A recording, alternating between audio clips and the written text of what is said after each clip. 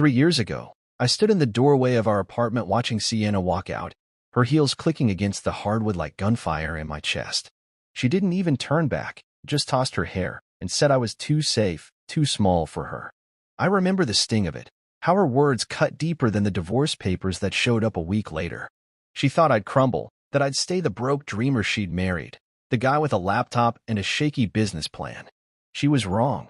That night, I didn't sleep. I sat at the kitchen table, staring at the wall, feeling the weight of her leaving settle into my bones. But something else woke up inside me, something hard, something hungry. I wasn't going to let her win. Not like that. The next morning, I started building. Not with bricks or steel, but with every ounce of pain she'd left behind. I called it Wolf Strategic Capital because it sounded fierce, like the man I needed to become. I worked 18-hour days, fueled by coffee and spite, turning my little investment idea into something real. I didn't tell anyone, not my parents, not my old college buddies. I just kept my head down, making calls, shaking hands, signing deals. Sienna moved on fast, of course. She married Grant Ellison, this loudmouth property developer with a trust fund and a grin that screamed money. I saw the wedding photos online, her in white, him in some overpriced suit, both of them laughing like they'd hit the jackpot. She thought she'd traded up, left me in the dust. I didn't care. I was too busy stacking wins she'd never see coming. It took 3 years, but I did it. Wolf Strategic Capital grew into something massive, $200 billion under management, deals in real estate, tech, private equity. I didn't flaunt it. No magazine covers, no big parties. Just quiet moves, the kind that make waves without a sound. I hired Brielle Carson as my COO. She's tough, loyal, the kind of person who'd run through a wall for me. Miles Thorne, my legal guy, came on board too, a shark in a suit who could fix any mess I threw at him. Together, we turned my herd into an empire. Sienna didn't know. Grant didn't know. Nobody did. I liked it that way, watching from the shadows, knowing I wasn't the man she left anymore. I heard whispers about her life with Grant. Fancy cars, big houses, all that shiny stuff she'd always wanted.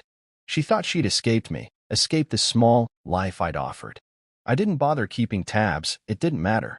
I was too focused on what I was building, on proving her wrong in ways she'd never expect. Every late night, every deal closed, every zero added to my balance sheet, it was for me, not her. But I'd be lying if I said I didn't feel a spark of satisfaction knowing she'd picked the wrong horse. Grant was loud money, inherited and sloppy. I was quiet power, earned and sharp. She'd see that one day. I didn't know when or how, but I knew it was coming. The thing about storms is they don't announce themselves. They just roll in, dark and heavy, and by the time you notice, it's too late. That's what I became, a storm she didn't see brewing. 3 years ago, I was broken, sure. But defeated? Never. I took every piece she shattered and built something she couldn't touch. Wolf Strategic wasn't just a company, it was my answer, my proof. Sienna walked out on a man who was still finding his footing. She had no idea she'd left behind someone who'd learned to fly. And soon, she'd find out just how high I'd climbed. I wasn't chasing her anymore. I was waiting for the moment she'd realize what she'd thrown away. It was closer than I thought. I don't talk much about how Wolf Strategic Capital became what it is today, mostly because I don't like the spotlight. 3 years back, after Sienna walked out, I decided to go silent, not just with her, but with everyone. No interviews, no big speeches, no showing off. Just me, my laptop, and a fire in my gut that wouldn't quit. I'd sit in my tiny office, back when it was just a rented room with bad lighting, and map out every move. Real estate deals here, tech startups there, private equity to tie it all together. I didn't care about sleep or weekends. I cared about winning, about building something so big no one could ignore it, even if I kept it quiet. That's how it started, one brick at a time, laid with sweat and a whole lot of stubbornness. Brielle came on board early. She's a force, smart, direct, the kind of woman who doesn't blink when the stakes get high. I met her at a networking event I almost skipped, and she saw something in me I didn't even see myself. "You've got vision, Adrian," she said over cheap coffee. "Let me help you make it real." She did. She handled operations, kept the chaos in line while I chased the big ideas. Then there's Miles, my legal fixer. He's a quiet guy until you need him, then he's a bulldog with a briefcase. Between the three of us, we turned Wolf Strategic into a machine, smooth, sharp, unstoppable. We didn't shout about it. We just worked. And it grew. Fast. By last year, We were sitting on $200 billion in assets. I still can't say that number out loud without feeling a little dizzy. But the real prize was coming, Project Halcyon. It's my baby, a $30 billion portfolio, luxury real estate in cities like New York, London, Dubai. High-end condos, hotels, office towers, all tied together with Wolf Strategic's name on it. I wanted it to be perfect, a statement to the world that I'd made it. The catch? We needed a listing partner, a brokerage to handle the real estate side, open houses, sales, all that front-facing stuff I don't have time for. I told Brielle to find someone good. Top tier only, I said. I don't care who, just make it work. She nodded, got on it. I trusted her. I didn't think twice about it. Sienna's name never crossed my mind, not once. I spent most days in the office, staring at spreadsheets or meeting investors over steak lunches. The team knew I liked things low-key. No press releases, no hype. Just results. Halcyon was going to be huge, but I wasn't ready to let the world know yet. I'd walk around in jeans and a plain shirt, keeping my head down, blending in. People didn't recognize me as Adrian Wolf, the guy behind the billions. I liked that. It gave me room to think, to plan. Brielle would tease me sometimes, saying, "You're a ghost, Adrian. One day they'll figure you out." I'd just shrug. Let them figure it out when it's too late to matter. That's how I wanted it, control without the noise. Looking back, I should have paid more attention to the details. Brielle's team was scouting firms, narrowing down the list. They picked a local outfit with a strong track record, sharp agents, big sales numbers. I didn't ask questions. I was too busy signing off on Halcyon's next phase, dreaming about glass towers and skyline views. The open house got scheduled, a penthouse we'd bought through a shell company, one of our test properties. Brielle said it'd be a good chance to see the brokerage in action. "You should go," she told me. "Check them out yourself." I wasn't planning to, but the day came, and I had an hour free. So I threw on an old jacket, skipped the tie, and went. Incognito, I thought. Just another guy walking in. I had no idea what I was stepping into, no clue that Sienna and her new life were waiting on the other side of those glass doors. If I'd known, maybe I'd have stayed away.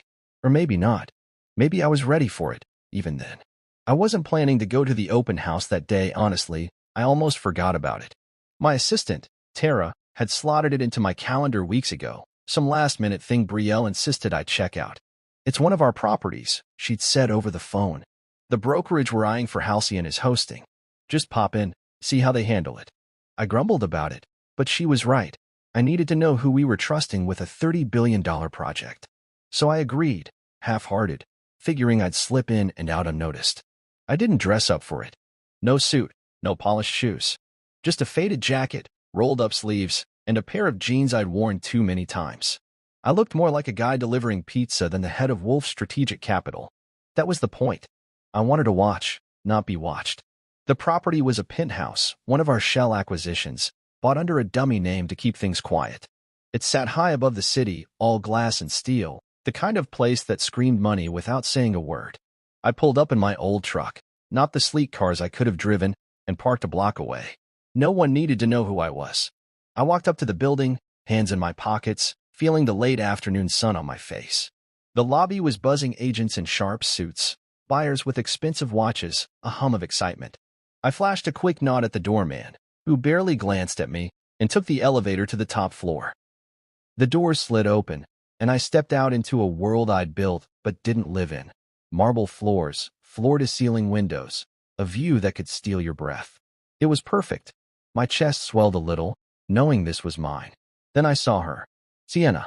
She was standing near the kitchen island, holding a clipboard, her hair pulled back, just so, her voice carrying that polished tone she'd always used to charm people.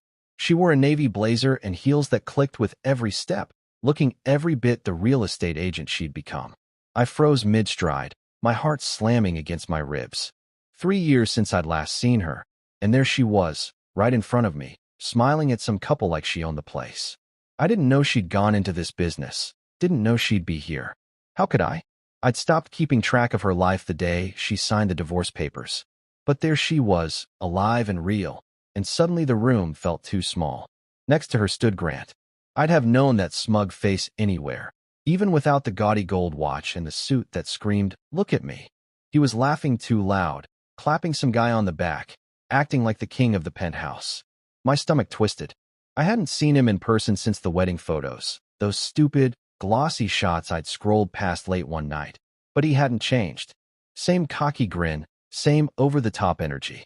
They were a pair, Sienna and Grant, all flash and confidence, working the room like they'd mastered the game. I stood there, unnoticed, my hands clenching in my pockets. They didn't recognize me. Not like this, not dressed down and quiet. To them, I was just some nobody who'd wandered in too early. I took a step closer, blending into the edge of the crowd, watching them. Sienna handed out business cards, her smile tight and professional. Grant kept talking, his voice grating on my nerves, tossing out lines about prime real estate and exclusive opportunities. I wondered if they even knew whose property this was, whose money had bought it. Probably not. Wolf Strategic kept things layered, hidden behind shells and proxies. That was my style, power without the parade. I could have walked away right then, called Brielle, told her to ditch this firm and find another. But something kept me there. Maybe curiosity, maybe the old ache I hadn't buried as deep as I thought. I wanted to see what they'd do, how they'd play this out. The air smelled like expensive cologne and fresh paint, and I leaned against a wall, pretending to. I stood there, leaning against the wall of the penthouse, watching Sienna glide through the crowd like she was born for this. Her voice cut through the chatter, smooth and rehearsed, pitching the place as a once-in-a-lifetime opportunity.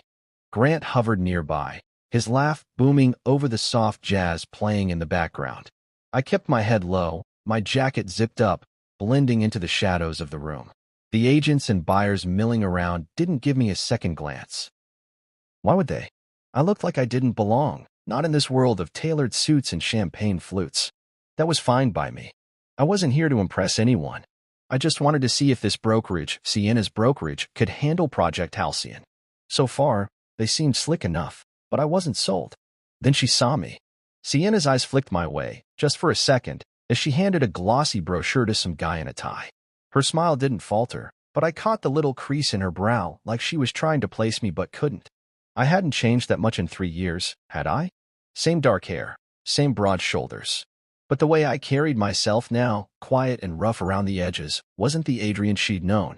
She turned back to her client, brushing it off, and I let out a breath I didn't realize I'd been holding. Grant noticed me next. He was closer, swaggering over with a couple of agents trailing him, his gold cufflinks catching the light. He stopped a few feet away, sizing me up like I was a stray dog that had wandered in. "You must be the cleaner," he said, loud enough for the room to hear. "Poor you." His grin was wide, his tone dripping with pity and amusement. A few agents chuckled nervously, their eyes darting between us. Sienna turned at the sound, her clipboard clutched tight, and I saw her lips twitch, like she wasn't sure whether to laugh or hush him. Grant didn't care. He rocked back on his heels, waiting for me to shrink, to mumble something and slink away. I didn't move. I didn't say a word at first. I just looked at him, letting the silence stretch, feeling the weight of every eye in the room settle on me. My pulse thumped steady in my ears, but my face stayed calm, ice calm. I took a step forward, slow and deliberate, and watched his grin falter just a little. "Then our $30 billion deal is off now," I said. My voice was low, even, cutting through the air like a blade. The room went dead quiet. Phones slipped from hands, clattering on the marble. Sienna's clipboard froze mid-air, her eyes wide, her mouth parting like she'd forgotten how to breathe. Grant's face drained of color, his laugh dying in his throat. He stared at me, blinking fast, like he'd been hit with something heavy and didn't know why. I held their gaze, first his, then hers, letting the words sink in. "You should have checked who you were mocking," I added, my tone still flat, still cold. Then I turned, my boots scuffing the floor, and headed for the door. Behind me, I heard a gasp, "Sienna, maybe," and the shuffle of feet as people tried to process what just happened. Grant stammered something. A week. Wait. What? That didn't even reach me. I didn't stop. I didn't need to. The elevator dinged as I stepped inside, and when the doors slid shut, I leaned against the wall, exhaling hard. My hand shook a little, not from nerves, but from the rush of it. I hadn't planned to say that, not out loud, not like that. But the second he opened his mouth, the second he tried to make me small again, it came out. 3 years of building, of proving myself, and there it was, laid bare in front of them. They didn't know who I was until that moment. Now they'd never forget. The ride down felt longer than it should have. I stared at my reflection in the polished steel, seeing a man I barely recognized, harder, sharper, someone who didn't flinch. I just tanked a potential partnership, sure, but it didn't feel like a loss. It felt like a line drawn, a wall I put up between me and them. Sienna thought she'd left me behind. Grant thought he could step on me. They were wrong, and now they knew it. I stepped out into the lobby, the city noise hitting me as I pushed through the glass doors. My phone buzzed. Brielle, probably, wondering why I hadn't checked in. I didn't answer. Not yet. I needed a minute to let it settle, to feel the weight of what I'd done. The storm I'd been building for years had just broken, and this was only the start. I walked out of that penthouse with my head high, the echo of Grant's stunned "Wait, what?" still ringing in my ears. The city streets swallowed me up as I climbed into my truck, the old engine rumbling to life. My phone buzzed again. Brielle, no doubt, but I let it sit there on the passenger seat, unanswered. I needed to drive, to think, to let the adrenaline settle. I just dropped a bomb in that room, and I could still see their faces, Sienna's wide eyes, Grant's slack jaw, like a snapshot burned into my brain. I didn't feel bad. Not even a little. They'd earned that moment, and I delivered it. By the time I pulled into Wolf Strategic's parking garage, the sun was dipping low, painting the skyline orange. I grabbed my phone and headed upstairs, ready to face whatever came next. The office was buzzing when I walked in. Brielle met me at the door, her arms crossed, a grin tugging at her lips. "You couldn't keep it quiet, could you?" she said, handing me a coffee. I took it, shrugging, and followed her to the conference room. The big screen was already on, news alerts flashing across it. Mysterious billionaire CEO halts $30 billion deal over open house insult, one headline screened. Another, Wolf Strategic Capital pulls plug on Ellison Properties. I sank into a chair, sipping the coffee, letting the words wash over me. "Guess the cat's out of the penthouse now," Brielle said, leaning against the table. She was amused. Hell, I was too. I hadn't meant to go public like that, but Grant's big mouth had forced my hand. My phone lit up again this time, Sienna's name on the screen. I stared at it, my thumb hovering over decline. 3 years since she'd called me, and now here she was, probably scrambling to figure out how I'd turned into this. I hit the button and tossed the phone on the table. "She'll call back," Brielle said, raising an eyebrow. "Let her," I replied. I wasn't ready to hear her voice, not yet. Downstairs, Miles was already on the phone with our legal team, drafting the official notice to pull Wolf Strategic out of any talks with Ellison Properties. "It's done," he told me when he walked in, his tie loosened. "They're out. Market's going to feel this by morning." I nodded, leaning back in my chair. Good. Let it hit them hard. By nightfall, the fallout was everywhere. Social media was a mess, people guessing who I was, what had happened, why a $30 billion deal had just evaporated. Some real estate blogger posted a blurry photo of me leaving the penthouse, captioned, "The cleaner who canceled an empire." I laughed at that one, showing it to Brielle. "Not bad," she said, scrolling through her own feed. "Grant's trending, though. Not in a good way." I pulled up X myself, seeing his name pop up in angry threads from investors and agents. "Ellison's done," one post read. "Lost my stake because of his ego." Another, "Who's this Wolf guy? Where'd he come from?" I put the phone down. They'd figure it out soon enough. Sienna called again, twice more, actually, but I didn't pick up. I could imagine her pacing some fancy office, her perfect hair coming loose, her voice shaking as she tried to explain this to Grant. He'd be yelling by now, I bet, blaming her, blaming me, blaming anyone but himself. I didn't care. Back at HQ, the team was in high gear. Miles said Grant's investors were already pulling out. 3 big names had called to jump ship within hours. "They're spooked," he told me, flipping through emails. "Word spreading you're the real deal, Adrian. They don't want to be on your bad side." I sipped my coffee, staring out the window at the city lights. I hadn't asked for this fight, but I wasn't backing down now. Brielle turned on the TV, some late-night business channel already picking up the story. A talking head in a suit was saying, "Wolf Strategic Capital's move today sent shockwaves through the industry. Ellison Properties is reeling, and no one saw this coming." I muted it, rubbing my eyes. "You good?" Brielle asked, softer this time. "Yeah," I said, meeting her gaze. "Just didn't expect it to feel like this." She in? Maybe she did. I'd spent 3 years building something unbreakable, and today I'd shown it off. Not because I wanted to, but because they'd pushed me. Sienna and Grant thought they knew me. They didn't. And now their world was cracking, while mine stood tall. The phone buzzed again. "Sienna." I let it ring. I woke up the next morning to a flood of notifications, my phone buzzing like it was alive, the screen lighting up with calls, texts, and news alerts. I rolled over in bed, the city skyline staring back at me through the window of my downtown apartment. Yesterday felt like a dream, but the headlines proved it was real. Ellison Properties loses $500 million in investor pullouts overnight. Wolf Strategics mystery CEO shakes up real estate world. I rubbed my face, letting it sink in. I'd walked into that open house to scope out a partner, not to start a war. But Grant's smug cleaner jab had flipped a switch, and now here we were, his empire crumbling, mine rising, and the whole world watching. I got up, made coffee, and let the chaos unfold. Brielle texted me before I'd even finished my first cup. Grant's a mess. Check X. I opened the app, scrolling through the carnage. Photos of him were everywhere. One blurry shot of him screaming into his phone in a parking lot, his tie yanked loose, his face red. Ellison's done for, someone wrote. Lost my contract because of this clown. Another post tagged me. Well, Wolf Strategic, saying, whoever this guy is, he's a legend. Took down Ellison with one line. I smirked, sipping my coffee. I didn't feel like a legend. I felt like a guy who'd finally stopped taking punches. But the noise kept growing. Investors bailing, agents jumping ship, rumors flying that the SEC was sniffing around Grant's books. His world was falling apart, fast. Sienna tried something desperate that afternoon. I was at the office, going over halcyon updates with Miles, when Tara buzzed me. There's a woman downstairs, she said, her voice tight. Says she knows you.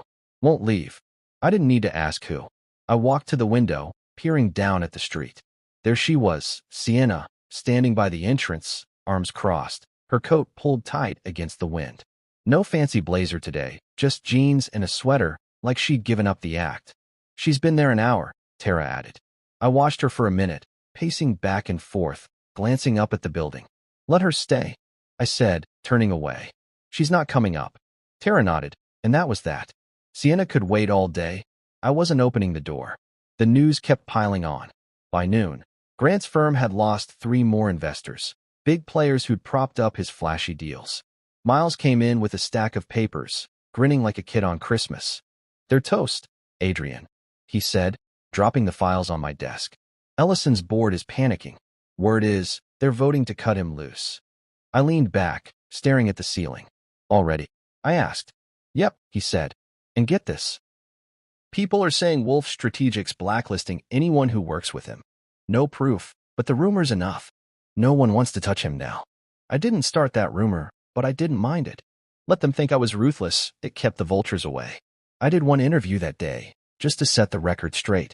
Some business reporter caught me outside a lunch meeting, shoving a mic in my face. Mr. Wolf, why'd you pull the $30 billion deal? He asked. I kept it simple, looking straight at him. I believe in partnerships built on respect, I said. That's all I'll say. He blinked, scribbling it down, and I walked off before he could push. It aired an hour later, and Brielle texted me a clip. Smooth, boss. You're trending again. I watched it once, me in a plain jacket, voice steady, the city humming behind me. It wasn't much, but it was enough. People didn't need my life story. They just needed to know I meant what I said. By evening, Grant was a ghost online, his socials locked, his name dragged through every comment section. Sienna was still outside when I left the office, sitting on a bench now, her head in her hands. I paused by my truck, watching her from across the street. She looked small, lost, nothing like the woman who'd walked out on me 3 years ago. Part of me wanted to go over, to ask why she was here, what she thought she'd get. But I didn't. I climbed into the cab and drove off, her figure shrinking in the rearview. She'd made her choice back then. This was mine now. The city lights blurred past, and I felt the weight of it, the collapse I'd sparked, the power I held. Grant and Sienna were sinking, and I was still standing. That's all that mattered. I didn't expect to see Grant again so soon, but there he was, crashing a charity gala I'd quietly sponsored that Saturday night. I'd been roped into it by Brielle. She said it was good for Wolf Strategic's image, a chance to rub shoulders with the right people. I wasn't thrilled, but I showed up anyway, dressed in a tailored tux that felt too tight around my shoulders. The venue was all crystal chandeliers and velvet drapes, packed with CEOs, athletes, and industry big shots sipping overpriced wine. I kept to the edges, nursing a glass of whiskey, nodding at the occasional handshake. People knew my name now. The open house stunt had made sure of that. But I still didn't like the attention. I was there to write a check, not play the star. Then I saw him. Grant pushed through the crowd, his suit wrinkled, his face flushed like he'd already had a few too many. He spotted me near the bar and made a beeline, his grin forced and wobbly. "Adrian, buddy, look, we got off on the wrong foot," he said, his voice loud, his breath sharp with liquor. Heads turned, conversations dipping as people watched. I didn't flinch. I just stood there, swirling my glass, letting him ramble. It was a joke, man, you know? Just messing around. No harm meant. He clapped a hand on my shoulder, too hard, like we were old pals. I shrugged it off, meeting his eyes, wild, desperate, nothing like the cocky guy from the penthouse. I took a slow sip of my drink, letting the silence stretch. His grin faltered, sweat beading on his forehead. "You made fun of the cleaner," I said, my voice low but clear. "But I don't clean messes, I erase them." His face froze, the words hitting him like a slap. He opened his mouth, stammering something incoherent, but I didn't wait for it. I turned away, nodding at a security guy nearby. "Get him out," I said, calm as anything. Two guards moved in fast, grabbing Grant's arms as he sputtered, wait, come on, Adrian." They hauled him toward the exit, his protest fading into the hum of the room. People stared, whispering, but I just finished my drink and set the glass down. Done. I caught a glimpse of Sienna then, across the ballroom. She was standing by a pillar, half hidden in the shadows, her face pale as she watched Grant get dragged out. She didn't move, didn't come closer, just stood there, clutching a glass of wine she wasn't drinking. Our eyes met for a second, and I saw it, the realization sinking in, the life she'd built cracking under her feet. She looked away first, her shoulders slumping, and I turned back to the bar. I didn't need to say anything. She knew. The gala carried on, laughter, clinking glasses, deals being made in quiet corners. But for me, it was over. I'd seen enough. The next day, the papers had a field day. Ellison ejected from gala after pleading with Wolf CEO, one headline read. Brielle sent me the link with a laughing emoji. "He's digging his own grave," she wrote. I didn't reply, just scrolled through the story, skimming the details. Grant's investors were gone now, his board meeting in secret, his name a punchline. Sienna hadn't called again since camping out at HQ, but I figured she was watching it all fall apart too. I spent the morning at the office, going over halcyon plans with Miles. "New firms ready to step in," he said, sliding a contract across my desk. "Better terms, cleaner rep." I signed it without a second thought. Ellison Properties was history. I kept picturing Grant's face, how it twisted when I shut him down, how he thought he could charm his way back. 3 years ago, I might have let it slide, might have been the guy who laughed it off and moved on. Not anymore. I'd built Wolf Strategic to stand for something, and I wasn't bending for anyone, especially not him. Sienna, too, she'd picked him, picked that life, and now she was stuck watching it burn. I didn't feel sorry for her. I didn't feel much at all, just a quiet, steady hum in my chest. The gala had been her last chance to see me as the man she'd left, weak and small. Instead, she saw who I'd become. And Grant? He'd learned I don't bluff. The city kept turning outside my window, and I kept building step by step, brick by brick, leaving them behind. I didn't expect Sienna to try again, not after the gala, but she did. It was a gray Tuesday morning, rain streaking the windows of my office, when Tara buzzed me. "She's back," she said, her voice flat. "Wants to meet somewhere neutral. Says it's urgent." I leaned back in my chair, staring at the ceiling. Sienna had guts, I'd give her that. After days of silence, after watching Grant crash and burn, here she was, clawing for a lifeline. I could have said no, let her drown in the mess she'd made. But something, curiosity, maybe, made me agree. "Fine," I told Tara. "Tell her the cafe on 5th. 1 hour." I hung up, grabbed my coat, and headed out. I wanted to hear what she had to say, even if I already knew I wouldn't like it.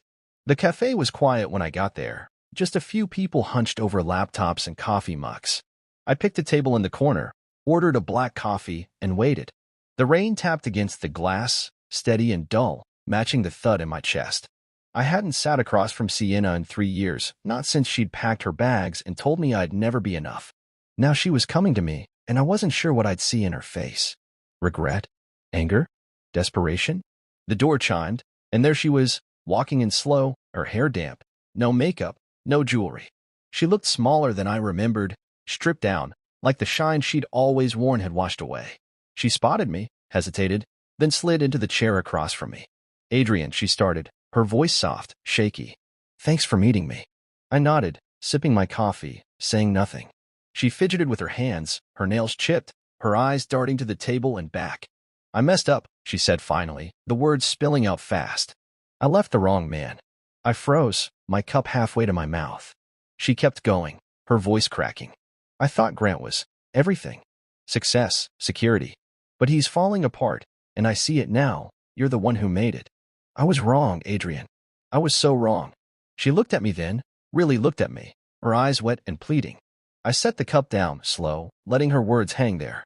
I didn't say anything at first, just watched her, letting her squirm. She'd rehearsed this, I could tell, but it still sounded raw, like she'd been carrying it for days. "I know I hurt you," she said, leaning forward. "I know I don't deserve it, but I'm asking, please. Give me a chance. A job, maybe, at Wolf Strategic. Or us. I'd do anything to fix this." Her hands reached out, stopping short of mine, trembling. I leaned back, crossing my arms, feeling the old ache flare up and die just as fast. 3 years ago, I'd have killed to hear her say this. Now, it was just noise. "You didn't leave the wrong man, Sienna," I said, my voice steady, cutting through her hope. "You left before I became him." Her face crumpled, a tear slipping down her cheek, but I didn't stop. "I wasn't enough for you then, I get it. You wanted more, and you picked Grant. That's on you. I built this without you, and I don't need you in it now." She blinked fast, shaking her head like she could argue her way out. "Adrian, please," she whispered. "I'm losing everything. Grant's gone, his company, his money. I've got nothing left." I looked at her, really looked, and saw the truth. She wasn't here for me. She was here for a parachute. I stood up, pulling out my wallet. "You don't belong in my future," I said, dropping a few bills on the table, enough for her tea and mine. She stared at me, her mouth open, tears streaking her face. "Adrian," she started, but I was already walking away, the cafe door swinging shut behind me. The rain hit my face as I stepped outside, cold and sharp, but I didn't mind. I climbed into my truck, started the engine, and drove off, leaving her there. My chest felt tight, but not heavy, not like it used to. She'd made her play, and I'd shut it down. That was it. Back at the office, I didn't tell Brielle or Miles about it. Just got to work, signing off on Halcyon's new partnership. Sienna's words stuck with me for a while, rattling around in my head, but they didn't change anything. She'd seen me as a stepping stone once, and now she saw me as a lifeline. I wasn't either. I was Adrian Wolf, and I'd built my life without her. The rain kept falling outside, washing the city clean, and I let it take her voice with it. She was gone for good this time. I didn't hear from Sienna again after the cafe, not a call, not a text, nothing. It was like she'd finally gotten the message, or maybe she'd just run out of fight. Either way, the silence felt good, like a weight lifting off my shoulders.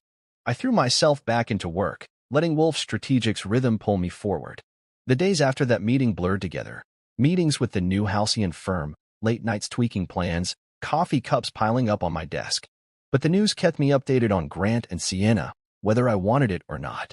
Their world was imploding, and I couldn't avoid the headlines screaming it from every screen and paper in the city. Ellison Properties was done, and they were going down with it. It started with Grant's company getting delisted from the stock exchange. I saw it on the TV in the office break room one morning, some analyst in a suit saying Ellison Properties couldn't weather the storm after losing Wolf Strategic's backing. Shares tanked overnight. I stood there, coffee in hand, watching the ticker scroll, zero value, trading halted. His board had voted him out the day before, a unanimous kick to the curb. Miles walked in, saw the screen, and whistled low. "That's it," he said, clapping me on the back. "He's officially finished." I nodded, not smiling, just taking it in. Grant's assets were frozen too, something about unpaid debts and a fraud probe. The guy who'd mocked me as a cleaner was now broke and buried. Sienna filed for divorce that same week. I found out from Brielle, who'd seen it on some gossip site. "No settlement this time," she said, scrolling on her phone. "She's walking away with nothing. Grant's got nothing left to give." I leaned against my desk, staring out the window at the gray skyline. I wasn't surprised. She'd hitched herself to a sinking ship, and now she was scrambling off the wreckage. I wondered where she'd go, what she'd do, but it didn't keep me up at night. She wasn't my problem anymore. The internet said she'd wiped her socials clean. No more photos of fancy dinners or beach vacations. Just gone, like she'd erased herself.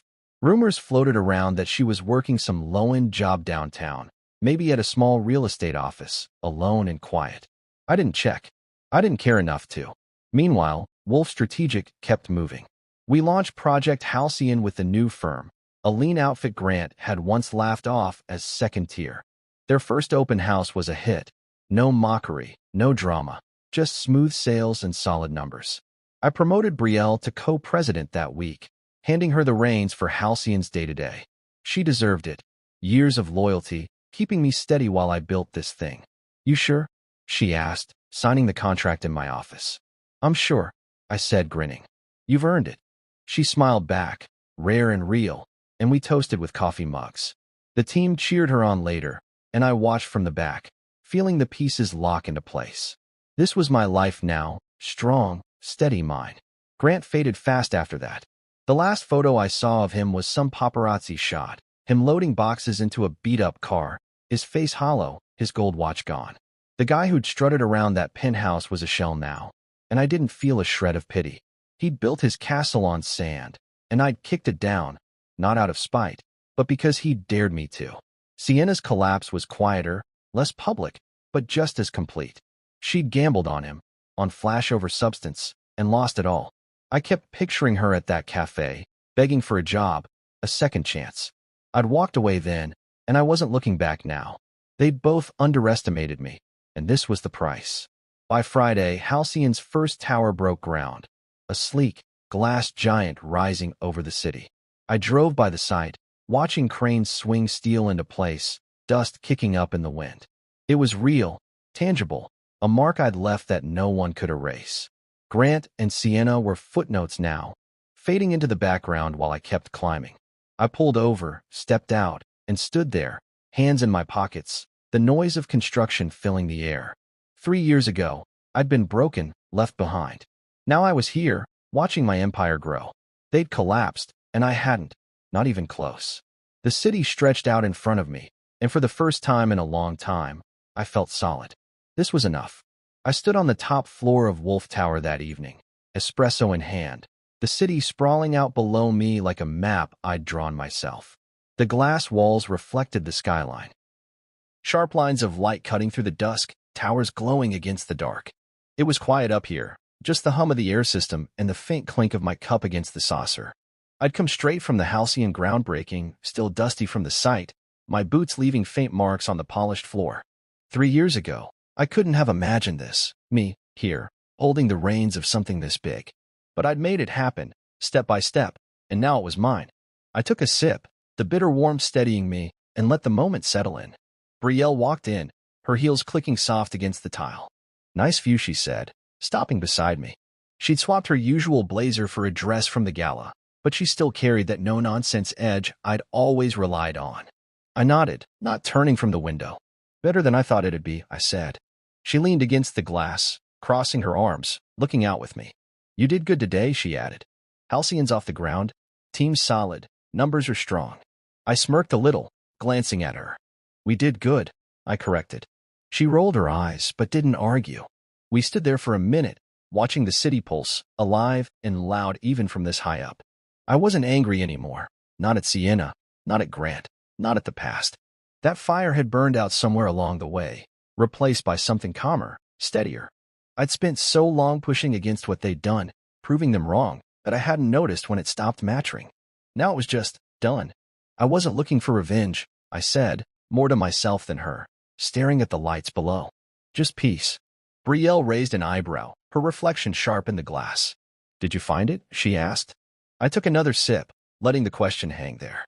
"No," I said finally, a small smile tugging at my lips. "I built it." She laughed, short and real, nodding like she got it. Maybe she did. The past few weeks played back in my head, Grant's collapse, Sienna's plea, the way their world had caved in while mine stood tall. I didn't gloat over it. Didn't need to. They'd mocked me, underestimated me, and now they were gone, Grant a broke nobody, Sienna a Shah. I'd walked away from her at that cafe, left Grant flailing at the gala, and kept moving. Wolf Strategic was my answer, my proof, not to them, but to myself.